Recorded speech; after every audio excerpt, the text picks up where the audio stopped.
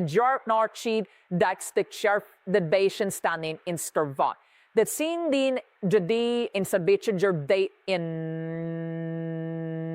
7 a.m. Bandar Abbas, the largest naval port in Iran. The water is still. The cranes are silent. Dozens of oil tankers sit motionless at anchor, going nowhere. From the outside, it looks like an ordinary morning. It is not. Somewhere in the corridors of the Pentagon, a decision made weeks,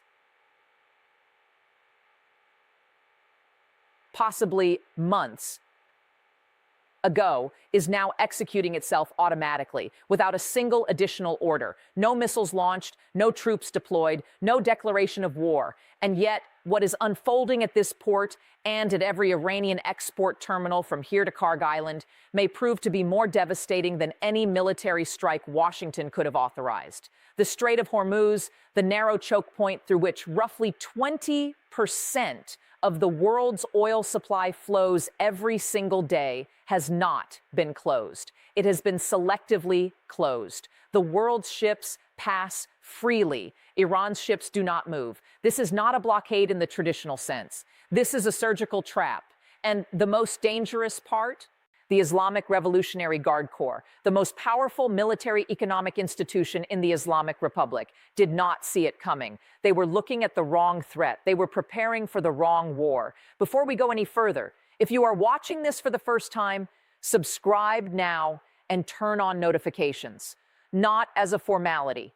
Because what is unfolding in the Persian Gulf is moving faster than any standard news cycle can track, and you need analysis that stays ahead of the headlines, not behind them. Here is exactly what we are going to cover in the next 20 minutes. First, why the Hormuz tactic is not a military operation. It is something far more architecturally sophisticated. Second, mandatory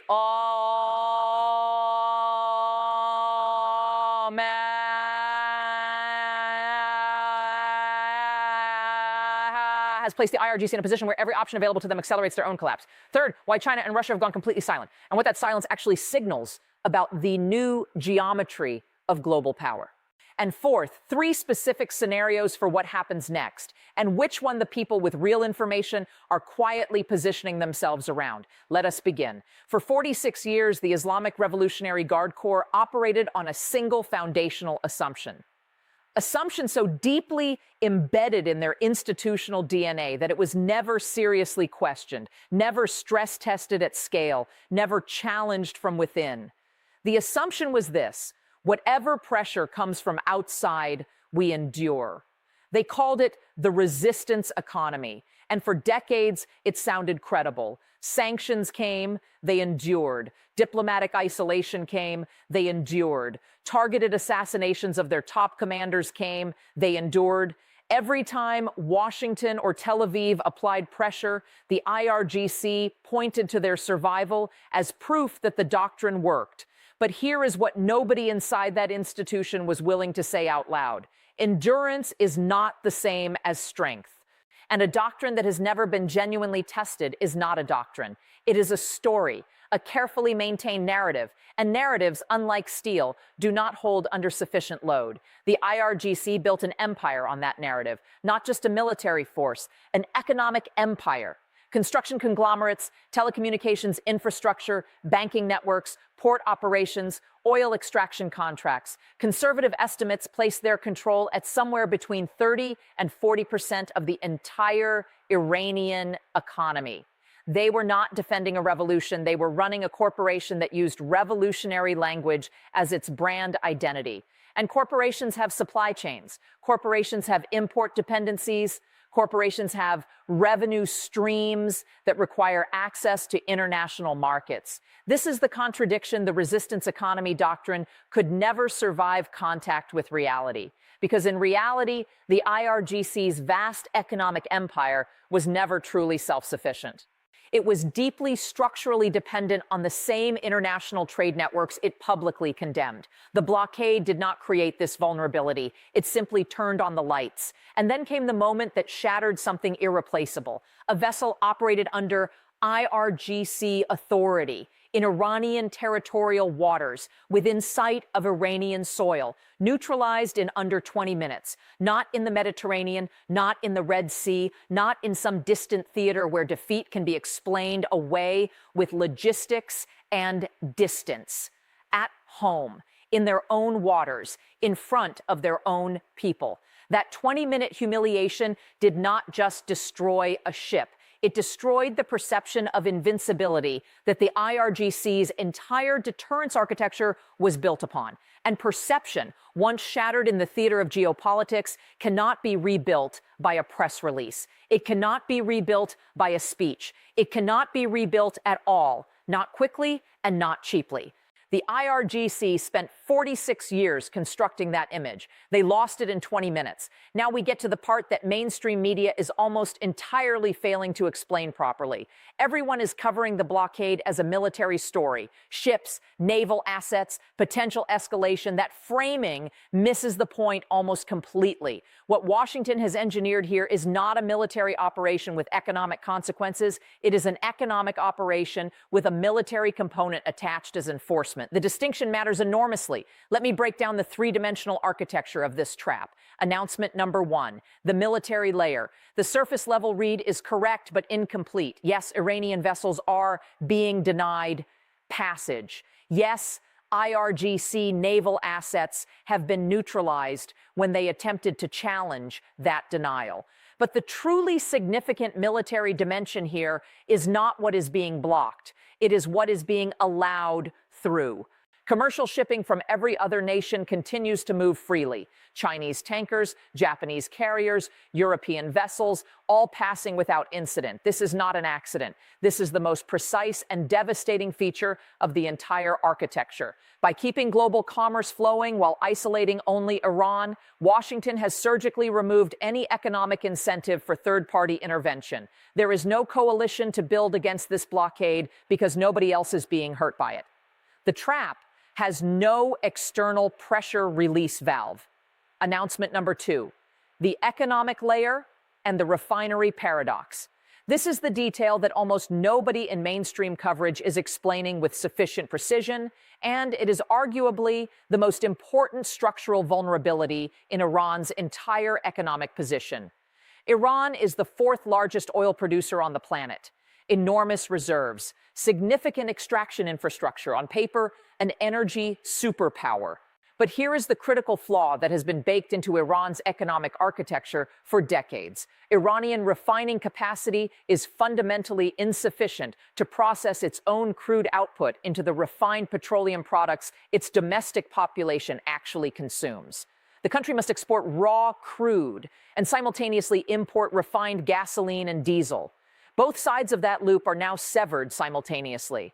Nothing going out, nothing coming in. The result is a situation of almost theatrical absurdity. One chi d'accept strikes knee directly at the regime's most politically sensitive nerve. In a country that sits on some of the largest hydrocarbon reserves on Earth, ordinary citizens are standing in lines at gas stations that have nothing to sell them. Factories are shutting down because energy inputs have been cut. Hospital generators are running low on fuel. The infrastructure of daily life is beginning to seize. This is not collateral damage. This is the intended mechanism.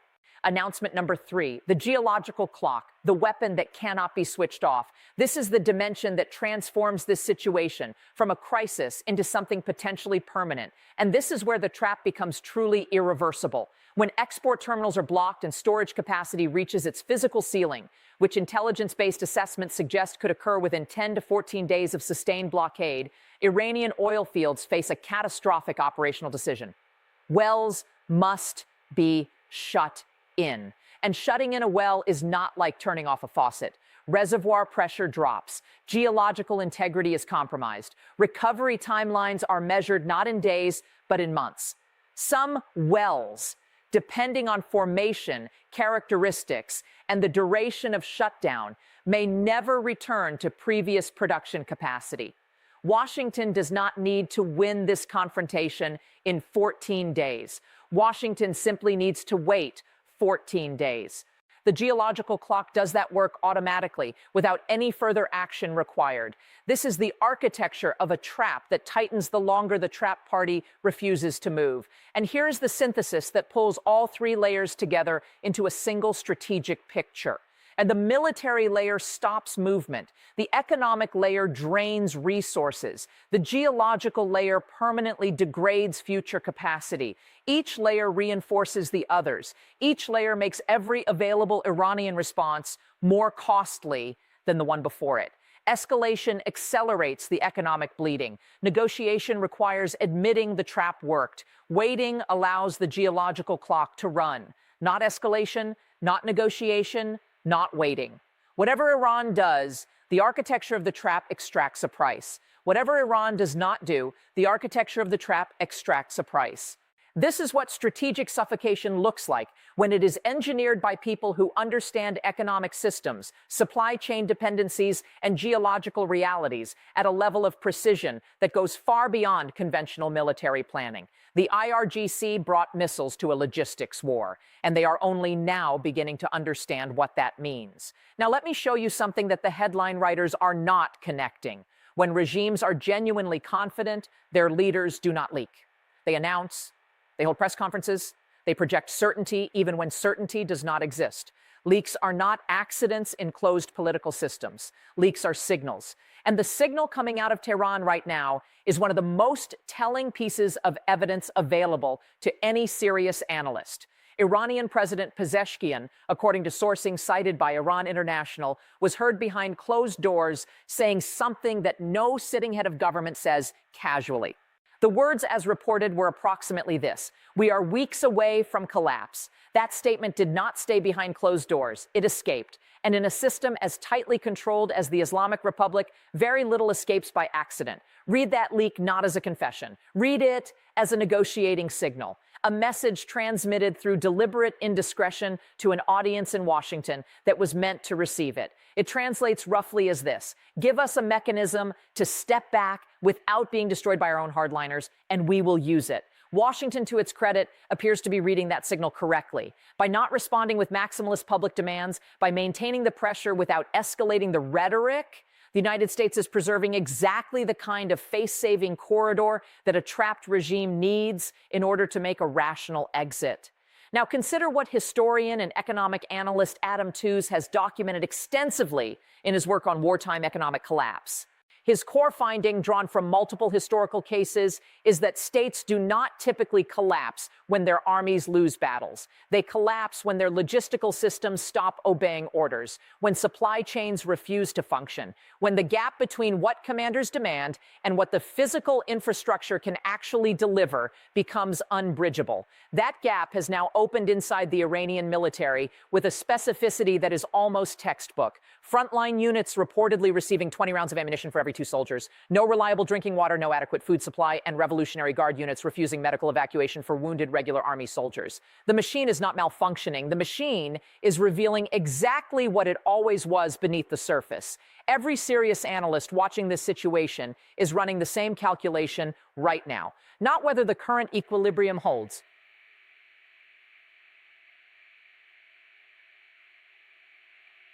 Esprit say,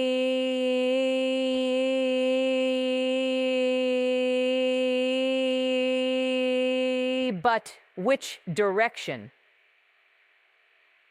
the break goes? There are 3 credible paths forward, only 3, and they lead to fundamentally different worlds. Scenario 1, controlled capitulation. This is the scenario where the internal coalition that Pezeshkian and the Foreign Ministry are quietly attempting to assemble actually materializes. The diplomatic wing successfully pulls Artesh, Iran's conventional military, away from IRGC alignment and toward a position of at minimum studied neutrality. With that shift in internal power geometry, the IRGC loses its veto over the negotiating table. Tehran accepts a framework that is publicly described as a diplomatic agreement, but is structurally an acknowledgement that the pressure campaign worked. The critical design challenge for Washington in this scenario is providing enough architectural cover that the Iranian government can sell the outcome domestically without triggering a hardliner coup. History suggests this is achievable. It has been done before in different contexts with different adversaries. The language of agreements can be engineered to obscure their actual substance. This scenario ends the acute crisis. It does not end the underlying tension, but it removes the immediate danger of catastrophic miscalculation. Scenario 2, the Samson option. This is the scenario that serious risk analysts consider low probability but cannot dismiss. A cornered institution with nothing left to lose and an identity built entirely around resistance does not always make rational calculations. The IRGC, facing what amounts to institutional extinction, may conclude that a dramatic escalation, mining approaches to Gulf infrastructure, activating whatever proxy capacity remains, a missile strike on a high visibility target, is preferable to a slow, humiliating dissolution. The logic is not victory. The logic is this: if we are going down, we are not going down quietly, and we are not going down alone. This scenario pulls every regional actor into a conflict none of them have adequately prepared for. Oil infrastructure across the Gulf becomes a target. Insurance markets for maritime transit collapse overnight. The global economy absorbs a shock of a scale not seen since the 1970s oil embargo. This is the outcome that keeps analysts awake, not because it is likely, because it is possible, and its consequences are nonlinear. Scenario 3, controlled deterioration. This is arguably the most underappreciated scenario, and in some respects, the most insidious. Neither side moves decisively. The IRGC does not escalate. Pezeshkian does not sign anything. The blockade continues at sustained pressure. And Iran enters a slow, grinding process of institutional decay that unfolds not over days, but over months. No dramatic collapse, no decisive resolution. Just the daily arithmetic of a society under impossible stress. Hospitals running lower on supplies each week, factories shutting down one by one, desertions accumulating quietly, the tax base eroding, the currency in freefall. This scenario is dangerous precisely because it produces no single moment that forces a decision. It produces 10,000 small moments, each one individually manageable, collectively catastrophic. The regime that emerges from this scenario, if a regime emerges at all, will be fundamentally different from the one that entered it. Weaker, more brittle, more desperate, and desperation, as we established in scenario 2, produces its own category of risk. 3 paths, 3 entirely different destinations. The variable that determines which path is taken is not Washington's next move. Washington has already made its move.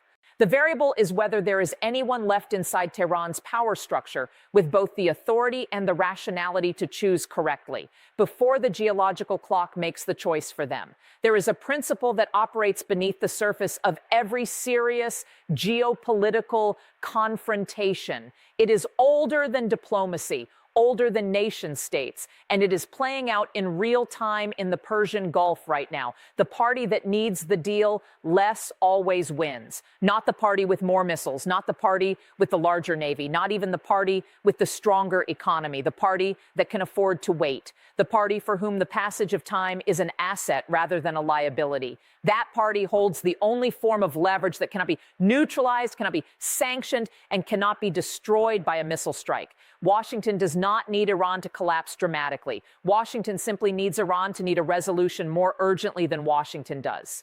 That condition has already been met. The clock is running, and it is running in only one direction. Here is the question I want you to sit with. If this architecture of economic suffocation, precise, surgical, requiring no military occupation and no declared war would be